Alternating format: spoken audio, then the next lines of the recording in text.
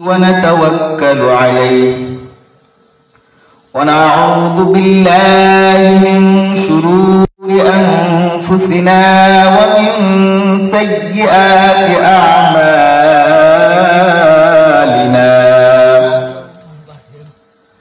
من يهده الله فلا مضل له ومن يضلله فلا هادي له ونشهد أن لا إله إلا الله وحده لا شريك له ونشهد أن سيدنا وسندنا وحبيبنا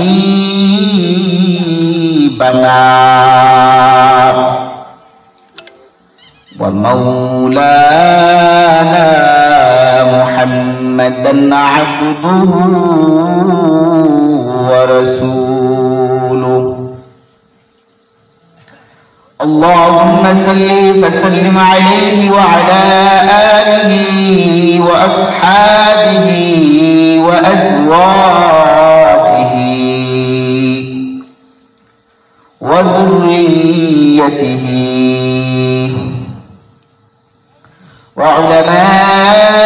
وعلماء أمته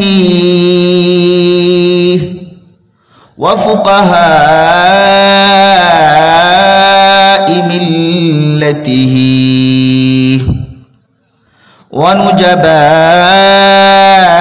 ونجباء طريقته أجمعين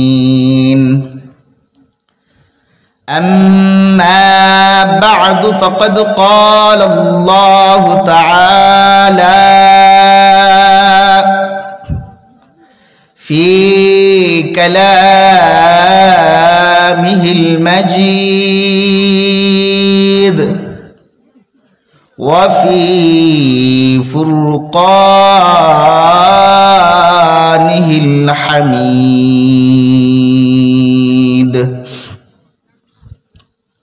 أعوذ بالله من الشيطان الرجيم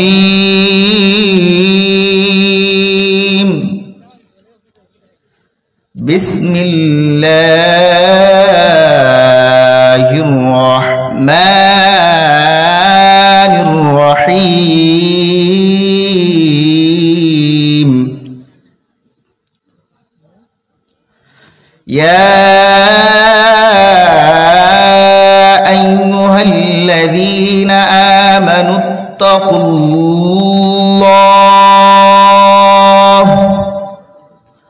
ولتنظر نفس ما قدمت لغد واتقوا الله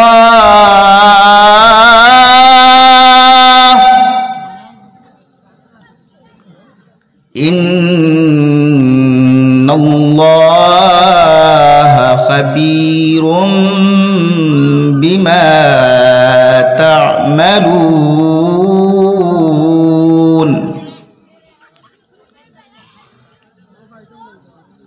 وقال النبي صلى الله عليه وسلم تقوى الله رأس كل حكمة صدق الله المولانا العظيم وصدق رسوله النبي الكريم ونحن على ذلك من الشاهدين والشاكرين والحمد لله رب العالمين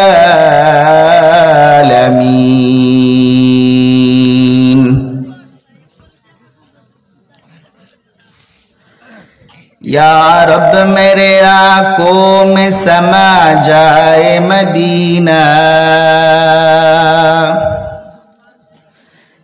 या रब मेरे आंखों में समा जाए मदीना, मुद्दत से मेरे दिल में तमन्ना है मदीना, मुद्दत से मेरे दिल में तमन्ना है मदीना। कुदरत का तमाशा है मदीना की गली में, कुदरत का तमाशा है मदीना की गली में, जन्नत का नमूना है मदीना की गली में, जन्नत का नमूना है मदीना की गली में। कौनैन के मुख्तार खुदा तुमको बनाया, कौनैन के मुख्तार खुदा तुमको बनाया, उम्मत के निगाहबान खुदा तुमको बनाया, उम्मत के निगाहबान खुदा तुमको बनाया। सल्लल्लाहु अला सय्यिदिना व मौलाना मुहम्मद व अला आलिही व अस्हाबिही वसल्लम। सल्लल्लाहु अला सय्यिदिना व मौलाना मुहम्मद व अला आलिही व अस्हाबिही वसल्लम।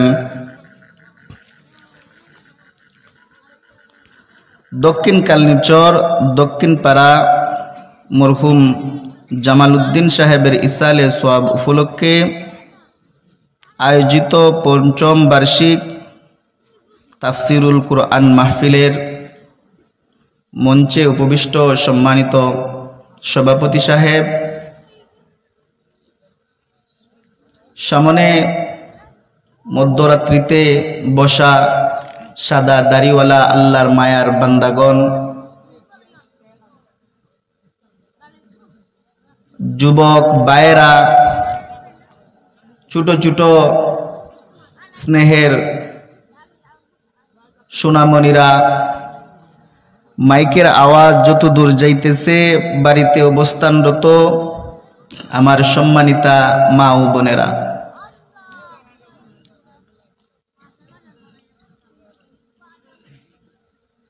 সম্মানিত উপস্থিতি, আপনারা দীর্ঘক্ষণ যাবৎ মাহফিলের মধ্যে আছেন, ঠান্ডার রাত, আপনাদের হয়তো কষ্ট হইতেছে। যদি দিনের খাতিরে কিছু কষ্ট আমাদের হয়ে যায়, এই কষ্টকে আমরা সকলে মেনে নিতে রাজি আছি কিনা? আমরা এই মাহফিলের শেষ অবধি পর্যন্ত থাকবো কিনা? ইনশাআল্লাহ আমরা সবাই মাহফিলের শেষ অবধি পর্যন্ত থাকবো। আখিরি মুনাজাত করে তারপর বাড়ির দিকে প্রত্যাবর্তন করব। প্যারে হাজরিন,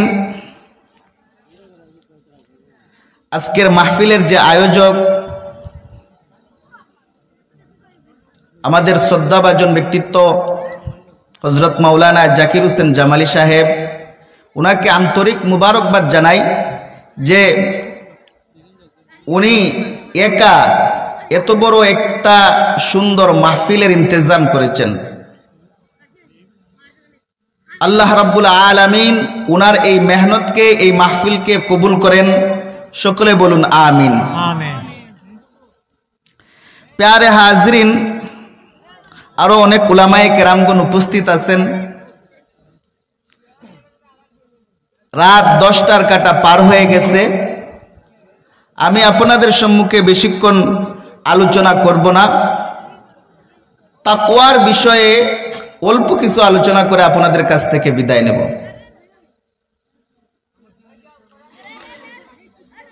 আমি যে আপনাদের সম্মুখে কালামুল্লাহ শরীফ থেকে একখানা আয়াত তিলাওয়াত করেছি, এই আয়াত ও হাদিসের ভিত্তিতে অল্প কিছু আলোচনা করব। আল্লাহ রব্বুল আলামিন আমাদেরকে দুনিয়াতে পাঠাইছেন, এমনি এমনি পাঠান নাই, একটা মূল উদ্দেশ্য দিয়া দুনিয়াতে পাঠাইছেন। মুসলমান বুকের মধ্যে হাত দিয়া বলেন, রূহ জগতের মধ্যে আল্লাহর সাথে যে ওয়াদা করে আমরা দুনিয়াতে আসছি, ওই ওয়াদাটা আমরা কতটুকু রক্ষা করতে পারতেছি? না না, রূহ জগতে যে ওয়াদা করেছি ওই ওয়াদা দুনিয়াতে আসার পর পালন করতে পারতেছি না। শুধু তাই না, একেবারেই করতেছি না, ঠিক না? ও মুসলমান, দুনিয়ার লোভে, দুনিয়ার লালসায়, দুনিয়ার চাকচিক্যে নিজেকে বিলীন করে দিছি। মুসলমান ভুলে গেছি এই দুনিয়া আমার চিরস্থায়ী থাকার জায়গা না, এই দুনিয়া আমার বাসস্থান না। আমাকে একদিন আমার আল্লাহর কাছে প্রত্যাবর্তন করতে হবে।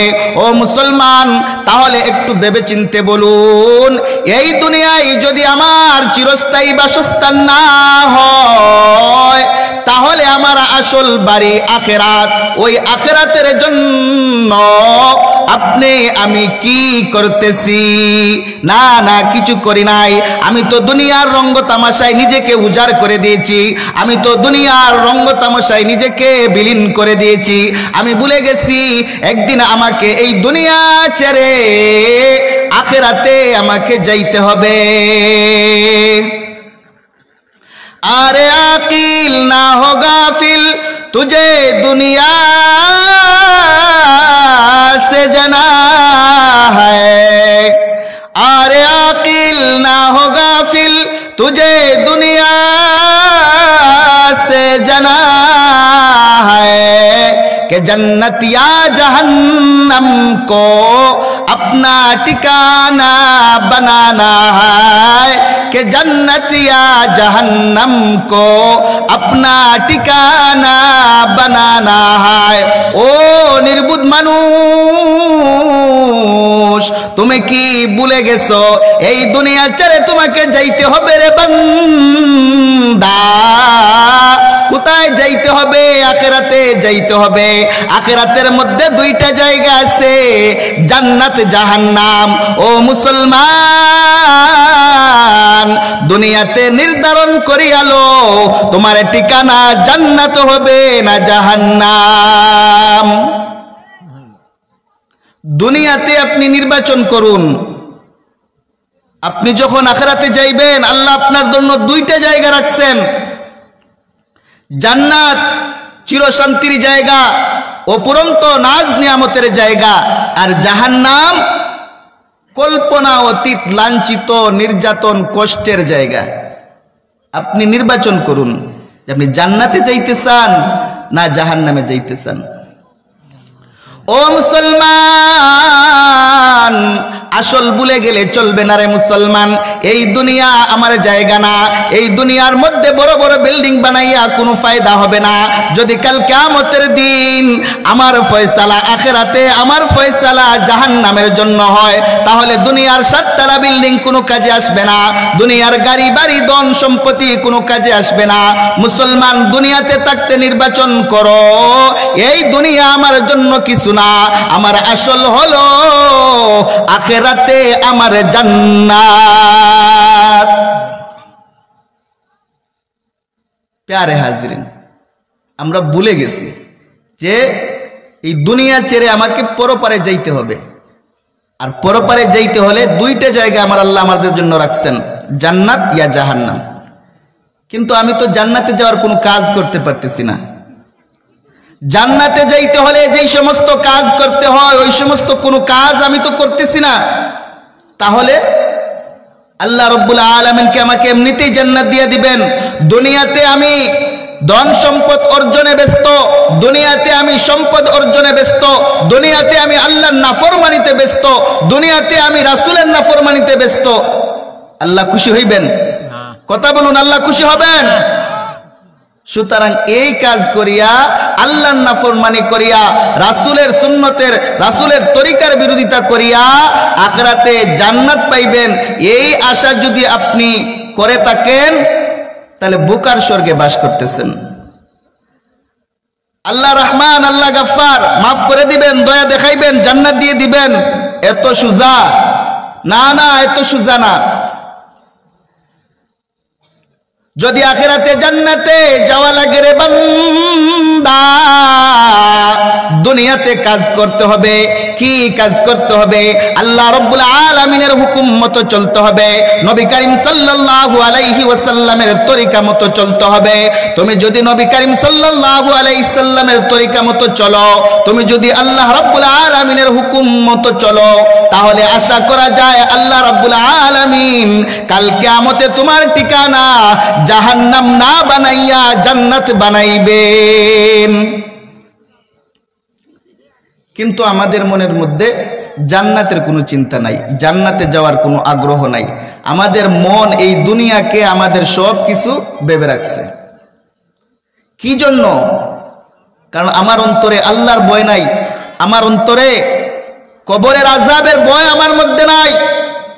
কাল কিয়ামতের মাঠের যে ভয়াবহ বিভীষিকা হবে, ভয়াবহ অবস্থা হবে, ওই চিন্তা, ওই ডর, ওই ভয় আমার অন্তরের মধ্যে নাই।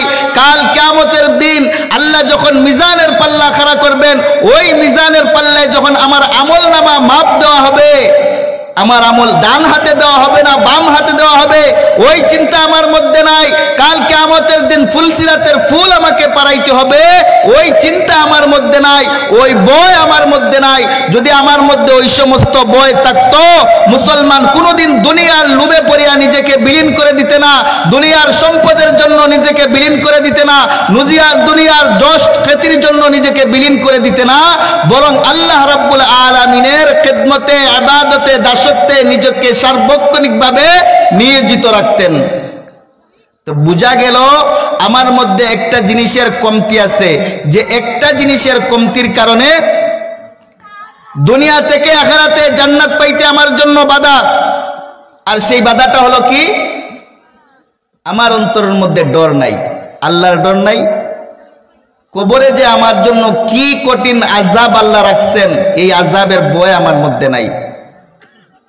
যদি আল্লাহর ভয়, তাকওয়া, আল্লাহর ভয় যদি আমার অন্তরের মধ্যে না আসে, তাহলে আমি কোনোদিন দিনদার হতে পারবো না, আমার মধ্যে কোনোদিন আমল আসবে না, আমার মধ্যে আল্লাহর হুকুম মানার, নবী করিম সাল্লাল্লাহু আলাইহি সাল্লামের তরিকা মতো চলার আগ্রহ পয়দা হবে না। আর যতক্ষণ পর্যন্ত এই আগ্রহ পয়দা হবে না, ততক্ষণ আমার দ্বারা আমল করা সম্ভব হবে না। আর যখন আমি বেআমল হইয়া মারা যাইব, আমার আল্লাহ আমাকে জান্নাতে দিবেন না, জাহান্নামে দিবেন। ও দুনিয়ার মুসলমান, দুনিয়াতে আসছো, রঙ্গ তামাশায় নিজেকে বিলীন করে দিছো, একটা বার ভাবলা না আমাকে একদিন আল্লাহ রাব্বুল আলামিনের সম্মুখে দাঁড়াইতে হবে। যখন আল্লাহ রাব্বুল আলামিনের সম্মুখে দাঁড়াইব, তখন আমার আল্লাহর সামনে আমি কি জবাব দেব? ও মুসলমান, তুমি কি ভাবছো দুনিয়াতে তুমি একাই পুরুষ, তুমি একাই দুনিয়াতে বাস করতেছো, আর দুনিয়াতে মানুষ নাই? তুমি কি ভাবতেছো তোমার মওত হবে না? তোমারও মৃত্যু হবে। তোমার আগে আরো হাজার কোটি লক্ষ গুণ মানুষ মারা গেছেন, তারাও দুনিয়াতে যে আমল করছেন ওই আমলের শাস্তি পাইবেন। বনী ইসরাইলের এক ব্যক্তি ছিল, সারা জীবন ধন সম্পদ কামানোর মধ্যে ব্যস্ত ছিল। নিজের মধ্যে চিন্তা ছিল, আমার দুইটা সন্তান আছে, আমার কয়েকটা সন্তান আছে, সন্তানদেরকে মানুষ বানাইতে হবে, উচ্চ শিক্ষিত করতে হবে, সন্তানদের ভবিষ্যৎ গড়ে দিতে হবে। এইভাবে চিন্তা মনের মধ্যে ছিল, কিন্তু আমি একদিন মারা যাব এই চিন্তা ওই ব্যক্তির মনের মধ্যে ছিল না। যার কারণে ব্যক্তি আল্লাহ রাব্বুল আলামিনকে ভুলে গিয়া, আখিরাতের কথা ভুলে গিয়া দুনিয়ার সম্পদ আর দুনিয়ার নাজ নিয়ামতের জন্য নিজেকে উজাড় করে দিল। ওই ব্যক্তির একটা সময় অনুভূত হলো, ছেলেদেরকে মানুষ বানাইলাম, তাদের ভবিষ্যৎ করে দিলাম, আমার নিজের জন্য কি করলাম? একদিন আমাকে মৃত্যুবরণ করতে হবে। আমি যখন মৃত্যুবরণ করব আর আমার আল্লাহর সামনে দাঁড়াইব, তখন আমি আমার আল্লাহর কাছে কি জবাব দিব? যখন সময় ছিল আল্লাহকে মানার, আল্লাহর পথে চলার, তখন এই চিন্তা আসে নাই। আর যখন মৃত্যুর সময় নিকটে এসে গেছে, এখন মনের মধ্যে চিন্তা আসছে, ভয় আসছে। কি ভয় আসছে? যে আমাকে আল্লাহর সামনে দাঁড়াইতে হবে, আর আল্লাহর সামনে যদি দাঁড়াই, আমার তো আল্লাহর কাছে জবাব দেওয়ার মতো কিছু নাই। ওই ব্যক্তি তার সন্তানদেরকে ডাকলো আর বলতেছে, ওরে আমার সন্তানেরা রে,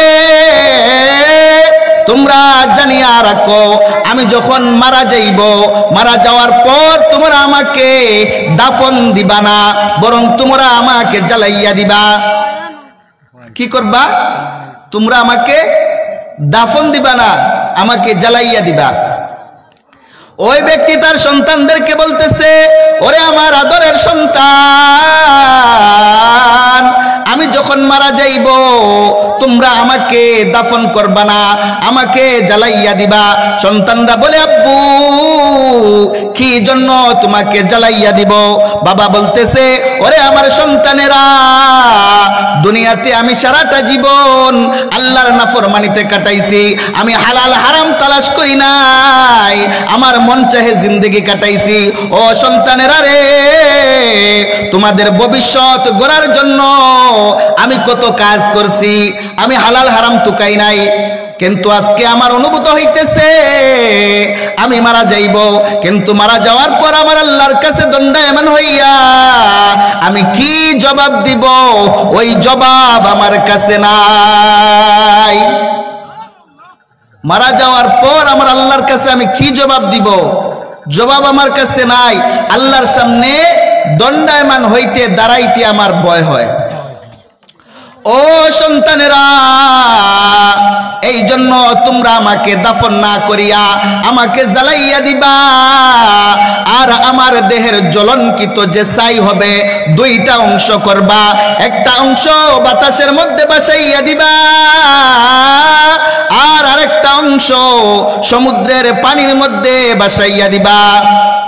দুইটা অংশের মধ্যে একটা অংশ বাতাসের মধ্যে উড়াইয়া দিবা, আর একটা অংশ সমুদ্রের পানির মধ্যে ভাসাইয়া দিবা।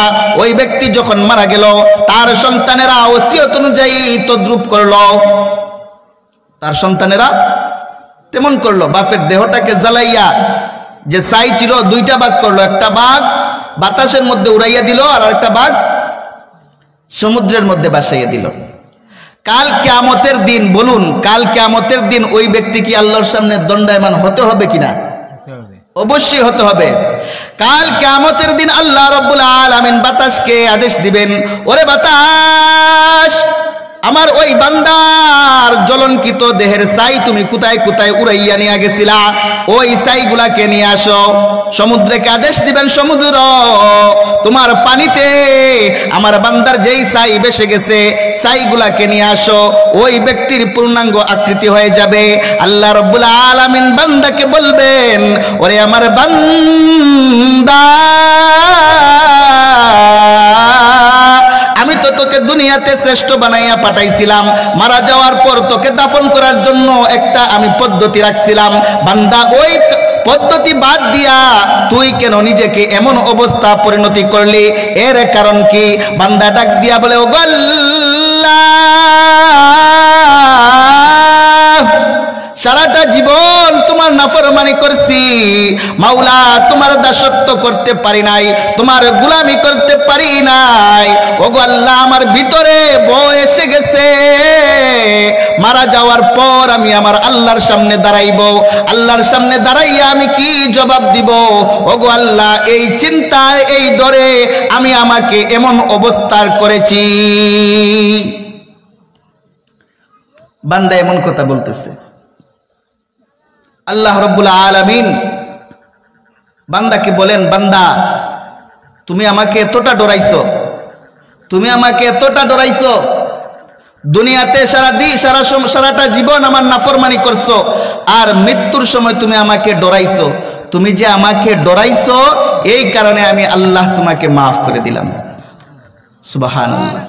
প্যারে হাজরিন, এই জন্য একজন মানুষ পূর্ণ দিনদার হইতে হইলে, আল্লাহর হুকুম মানতে হলে, নবী করিম সাল্লাল্লাহু আলাইহি সাল্লামের তরিকা মতো চলতে হলে সর্বপ্রথম যে জিনিসটা হলো প্রয়োজন তা হলো ভয়। আল্লাহর ভয় নিজের অন্তরের মধ্যে ফিটিং করতে হবে, আল্লাহর আযাবের ভয় নিজের কলবের মধ্যে ফিটিং করতে হবে। যখন বান্দা আল্লাহর ভয় নিজের অন্তরের মধ্যে ফিটিং করে ফেলবে, যখন সে অন্যায় করতে যাইবে অন্যায় করতে পারবে না। বান্দা প্রকাশ্যে অন্যায় করতে পারবে না, গোপনে অন্যায় করতে পারবে না। বান্দা যখন অন্যায় করতে যাইবে তার মনে হয়ে যাবে আমি যে অন্যায় করতেছি, যে পাপ কাজ করতেছি, আমার আল্লাহ অবশ্যই দেখতেছেন। দুনিয়ার কোনো চোখ আমাকে দেখে না, দুনিয়ার কোনো মানুষ জানবে না, কিন্তু আমি আমার আল্লাহর চক্ষুকে ফাঁকি দিতে পারবো না। বান্দার অন্তরের মধ্যে যখন এই কথাটা উঠে যাবে, বান্দা আর কোনো পাপ করতে পারবে না। যখন বান্দার অন্তরের মধ্যে আল্লাহর ভয় আসবে, তখন বান্দা কোনো খারাপ কাজ করতে পারবে না। সে জানে দুনিয়ার চক্ষু আমাকে দেখবে না, কিন্তু আমার আল্লাহ তো আমাকে দেখবেন। প্যারে হাজরিন, এই জন্য আল্লাহ রাব্বুল আলামিনের ভয় নিজের অন্তরের মধ্যে রাখতে হবে। যে দেশের আইনের মধ্যে শাস্তির কোনো প্রয়োগ করা হয় না, ওই দেশের মধ্যে অপরাধ বেড়ে যায়। যে এলাকার মধ্যে শাস্তির বিধান নাই, ওই এলাকায় পাপ বেড়ে যায়। আল্লাহ রাব্বুল আলামিন জাহান্নাম বানাইছেন আমাদেরকে ভয় দেখানোর জন্য। যেইভাবে কোনো দেশের মধ্যে মানুষ যখন কোনো অন্যায় করে, অপরাধ করে, সঙ্গে সঙ্গে তাকে শাস্তি দেওয়া হয়, ওই দেশের মধ্যে তুলনামূলকভাবে অপরাধ কম হয়। ঠিক তেমনি ভাবে আল্লাহ রাব্বুল আলামিন বান্দাকে ভয় দেখানোর জন্য, শাস্তির জন্য জাহান্নাম বানাইছেন।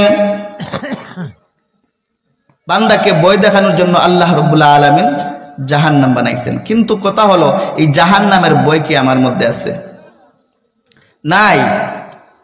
মুরব্বী যারা আমরা আছি, আমাদের যখন যুবক বয়স ছিল, শরীরের রক্ত গরম ছিল, সময়টা পার করে এখন পৌরত্বে পৌঁছে গেছি, বিদ্যুৎতে পৌঁছে গেছি। সুতরাং চাইলে অনেক খারাপ করতে পারি না। নামাজ কালাম যতটুকু সম্ভব হয় অনেকেই করে, কিন্তু যুবক ভাইদের অবস্থা কি? ও যুবক, কি ভাবছো তোমাকে মরতে হবে না? অবশ্যই মরতে হবে। যুবক, তোমাকে যদি মরতে হয়, মসজিদের মাইকের মধ্যে মুয়াজ্জিন আজান দেন। যুবক, তুমি বিছানার মধ্যে ঘুমোয়, মুয়াজ্জিনের আজান তোমাকে মসজিদ পর্যন্ত নিতে পারে না। যুবক, মসজিদে আজান হয়, তুমি খেলার মাঠে ফুটবল খেলো, তুমি খেলার মাঠে ক্রিকেট খেলো, মুয়াজ্জিনের আজান শুনো। যুবক, তুমি মসজিদে যাও না।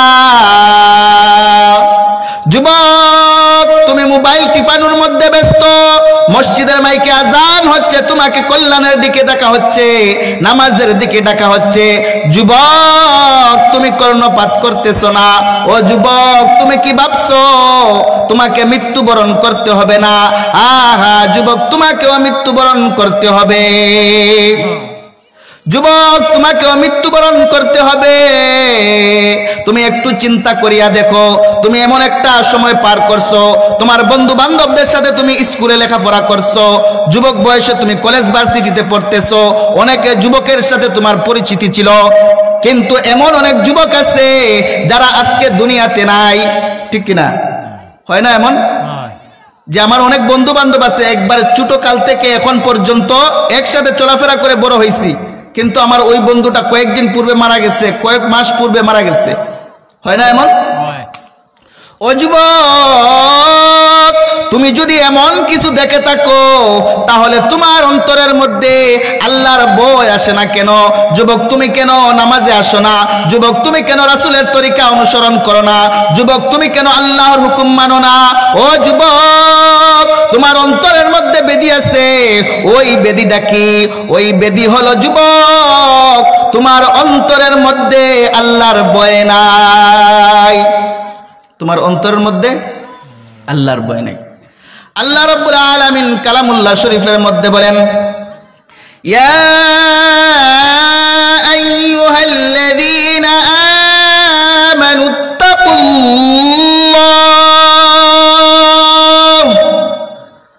হাক্কা তুকাতিহি ওয়া লা তামুতুন্না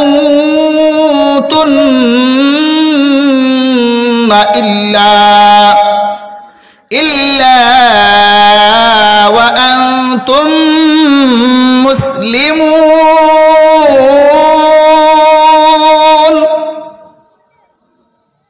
আল্লাহ রাব্বুল আলামিন বলেন, আল্লাহকে ভয় করো। কেমন ভয় করবা? ভয় করার মতো আল্লাহকে ভয় করো। আল্লাহকে ভয় করার মতো ভয় করো। আর খাঁটি মুমিন না হইয়া, খাঁটি মুসলমান না হইয়া মৃত্যুবরণ করিও না। আল্লাহর ভয় আমাদের অন্তরের মধ্যে নাই, আর খাঁটি মুমিন হওয়ার চিন্তাও আমাদের মধ্যে নাই। আমার সমবয়সী যুবক যে মারা যাইতেছে, আমাকে মারা যেতে হবে, এই চিন্তা, এই ডর আমার মধ্যে নাই। কিন্তু যুবক, তোমার মতো এমন যুবক ছিল যারা কখনো খারাপ কাজ করে নাই, যারা আল্লাহর ইবাদতের মধ্যে কাটাইয়া নিজের জীবনকে অতিবাহিত করে গেছে। যদি কখনো তাদের মাধ্যমে ভুল হয়ে গেছে, আল্লাহ রাব্বুল আলামিনের কাছে তারা তওবায় পড়ে গেছে। হযরত উমর রাদিয়াল্লাহু তাআলা আনহুর সময়ের এক যুবক, ওই যুবক আসহাবে সুফার মধ্যে বাস করত। যুবকটা সর্বদা সব সময় মসজিদের মধ্যে থাকতো আর আল্লাহ রাব্বুল আলামিনের ইবাদত করত।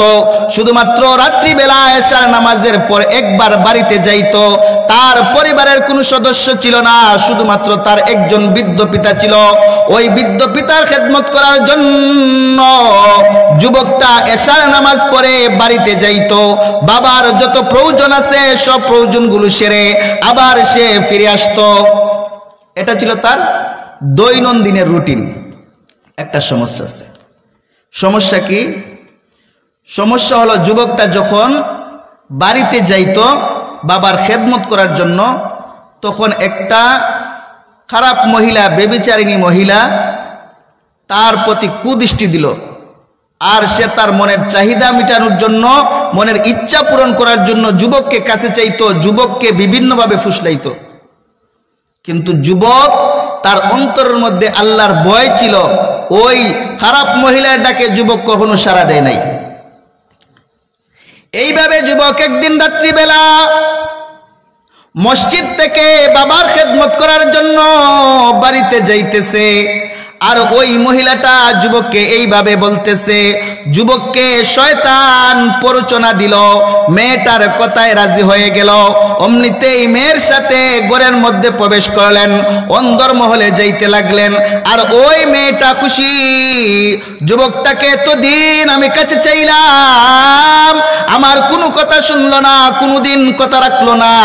আজকে সে আমার কথা রাখছে। গোলামকে বলতেছে, ও গোলাম, বাজারে যাও আর আমাদের জন্য ভালো ভালো জিনিস নিয়ে আসো।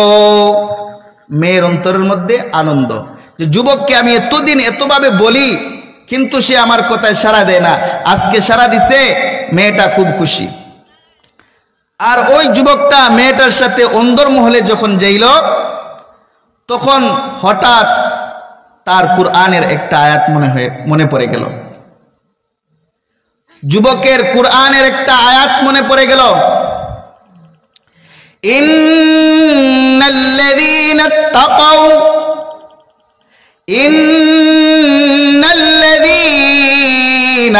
তাকাও। যুবকের মনের মধ্যে কোরআনের একটা আয়াত বেশি উঠল, যুবক সঙ্গে সঙ্গে অজ্ঞান হয়ে গেল। যুবকটা অজ্ঞান হয়ে গেল। ওই খারাপ মহিলাটা চেক করতেছে যুবক জীবিত আছে নাকি মরে গেছে। যুবকের বুকের মধ্যে কান লাগাইতেছে, দেখতেছে শ্বাস প্রশ্বাস চলতেছে কিনা। অমনিতেই গোলাম আসলো। আসার পর ওই মহিলা বলতেছে, এরে গোলাম, ওই যুবক তো বেহুশ হয়ে গেছে, আমাদের ঘরের মধ্যে মরে যায় কিনা। যদি মরে যায় আমরা ফেসে যাব, চল ওই যুবককে তার বাড়িতে নিয়ে যাই। তারা দুজন মিলিয়া যুবককে তার বাড়ির সামনে রেখে আসলো।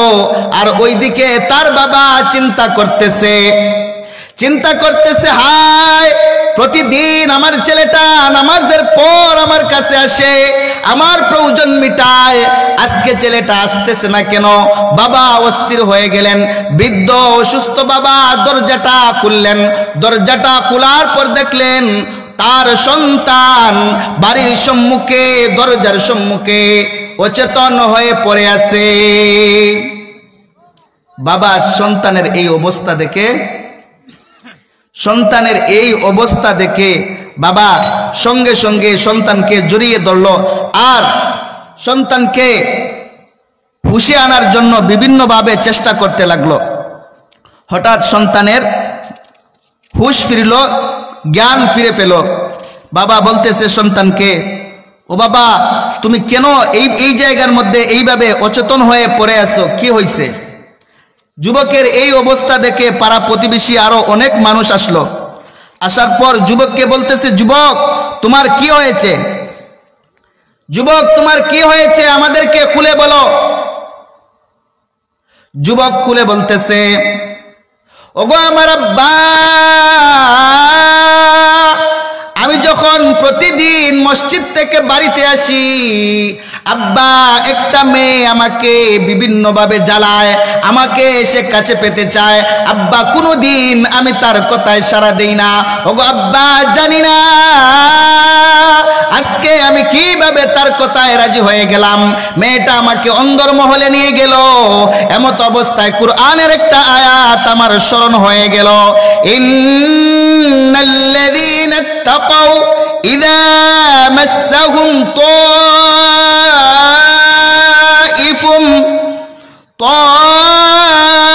তাইফুম মিনাশ শাইতান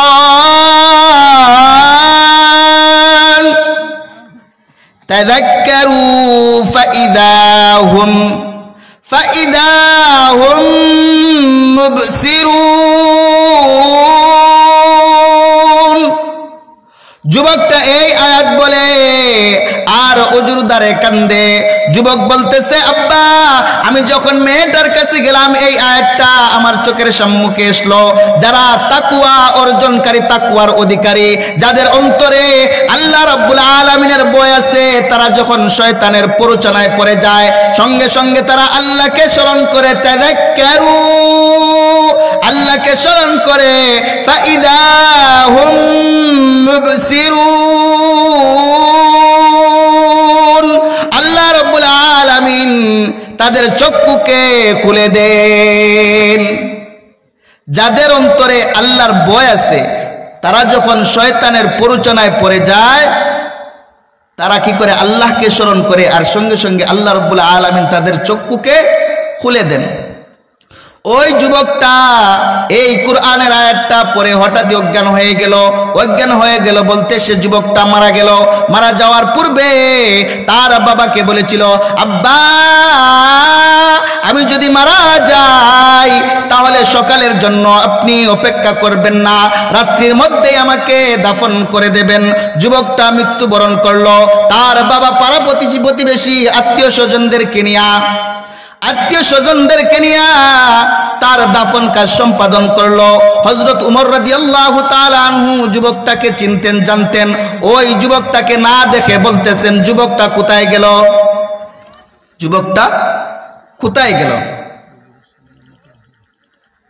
খোঁজ নিয়ে জানা গেল যে যুবকটা মারা গেছেন।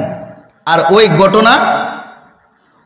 ঘটনা হযরত উমর রাদিয়াল্লাহু তাআলা আনহুর কাছে কি করা হলো? বর্ণনা করা হলো। হযরত উমর রাদিয়াল্লাহু তাআলা আনহু যুবকটাকে ভালোভাবে চিনতেন, সব সময় নামাজে দেখতেন, মসজিদে দেখতেন। এই জন্য হযরত উমর রাদিয়াল্লাহু তাআলা আনহু ভাবলেন যুবক কিভাবে খারাপ কাজের এত নিকটে যাওয়ার পর খারাপ কাজ না করে ফিরে আসলো।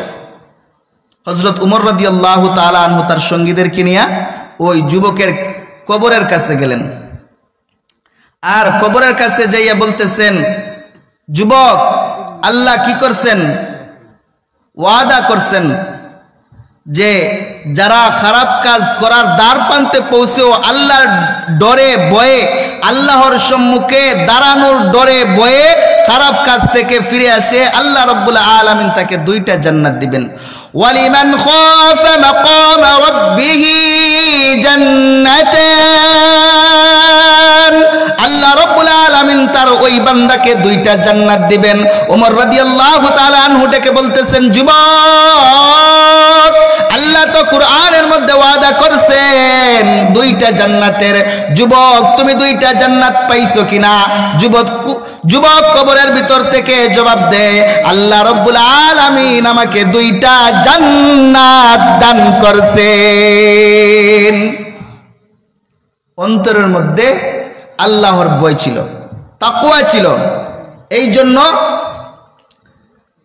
আল্লাহ রাব্বুল আলামিন যুবককে এমন খারাপ কাজের দ্বার প্রান্তে পৌঁছাইয়াও খারাপ কাজ থেকে তার ডরের দিলের মধ্যে আল্লাহর ভয় থাকার কারণে ফিরে আসছে।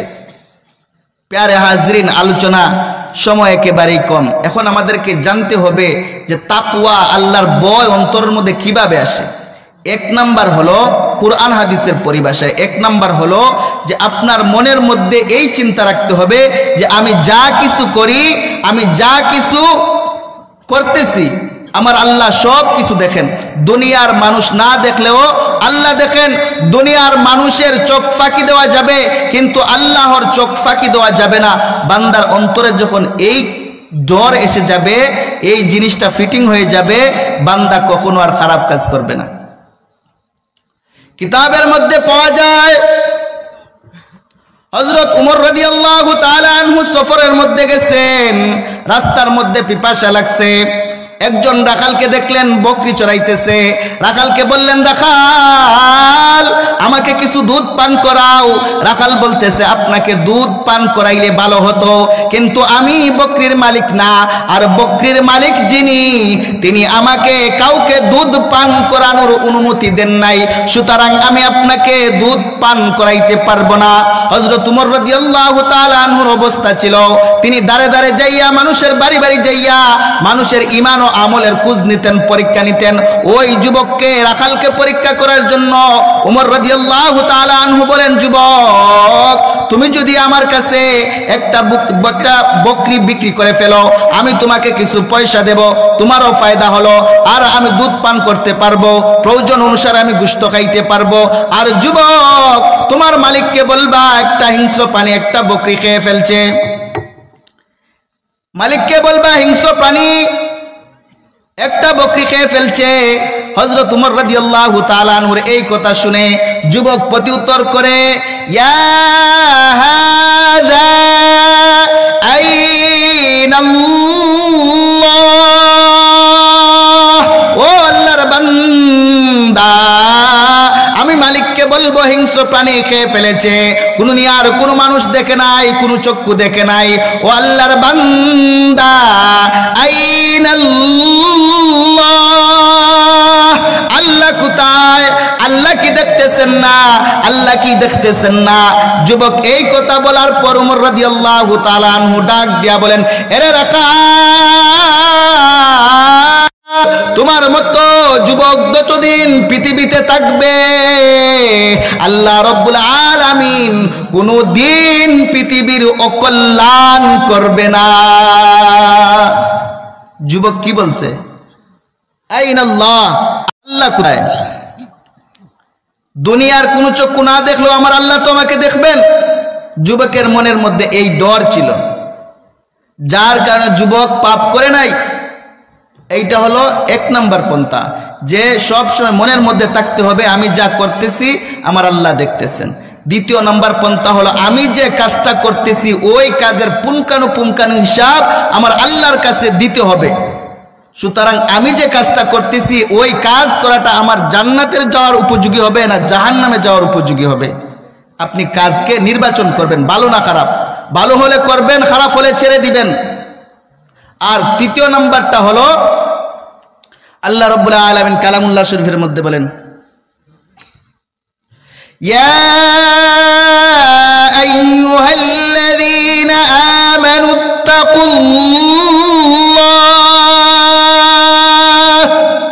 ওয়া কুনু মা'আস সাদিকিন।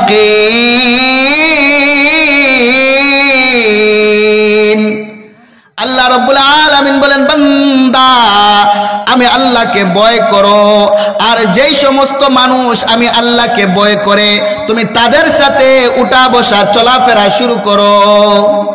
এইটা হলো তাকওয়া অর্জনের তৃতীয় নাম্বার পন্থা, যে আপনি আল্লাহকে ভয় করবেন, আর যেই সমস্ত মানুষ আল্লাহকে ভয় করে আপনি ওই সমস্ত মানুষের সাথে চলবেন। অর্থাৎ আপনি যেই সমস্ত মানুষের সাথে চলবেন তাদেরকে নির্বাচন করবেন যে তারা আল্লাহকে ভয় পায় কিনা, না তারা দুনিয়া লোভী। যদি তারা আল্লাহকে ভয় পায় তাদের সাথে আপনার সঙ্গ গড়ে তুলুন, আর যেই সমস্ত মানুষ দুনিয়া লোভী, দুনিয়ার সুখ বিলাসী, ওই সমস্ত মানুষের সাথে আপনার উঠা বসা বর্জন করুন। প্যারে হাজরিন, সময় শেষ। যা কিছু আলোচনা করলাম আল্লাহ রাব্বুল আলামিন আমাদের প্রত্যেককে এর উপর আমল করার তৌফিক দান করুন। ওয়া আখিরু দাওয়ানা আলহামদুলিল্লাহি রাব্বিল আলামিন।